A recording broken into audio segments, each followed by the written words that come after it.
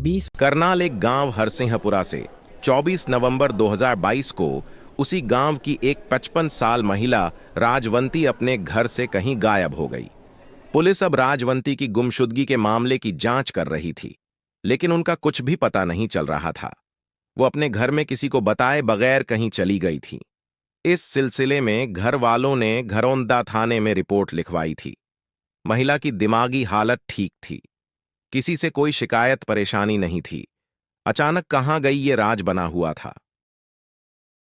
अब गुमशुदगी के इस रहस्यमयी मामले की जांच सीआईए स्टाफ के हवाले कर दी गई। इस बीच पुलिस का ध्यान एक अजीब इत्तेफाक पर गया।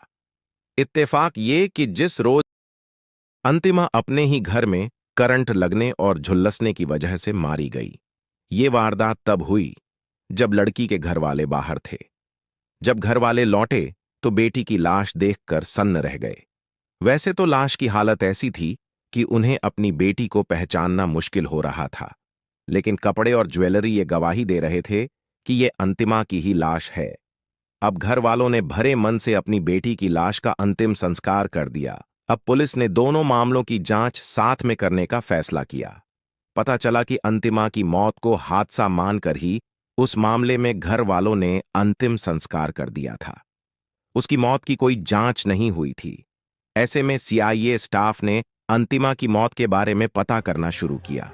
अंतिमा की मौत के बाद पुलिस ने उसके सोशल मीडिया अकाउंट्स की पड़ताल की और इस कोशिश में उसे एक चौंकाने वाली बात पता चली। उसका सोशल मीडिया अकाउंट एक्टिव था और लोकेशन उत्तर प्रदेश के शामली में दिख रहा था। अब सीआईए स्टाफ की टीम करनाल पहुंची और उसने सीधे उस जगह पर दबिश दी जहां का लोकेशन शो हो रहा था। पुलिस को तो शक था ही, शक सही निकला। वहां अंतिमा मिल गई, वो अंतिमा जो 4 महीने पहले अपने ही घर में शॉर्ट सर्किट करंट और जलने से मारी गई थी।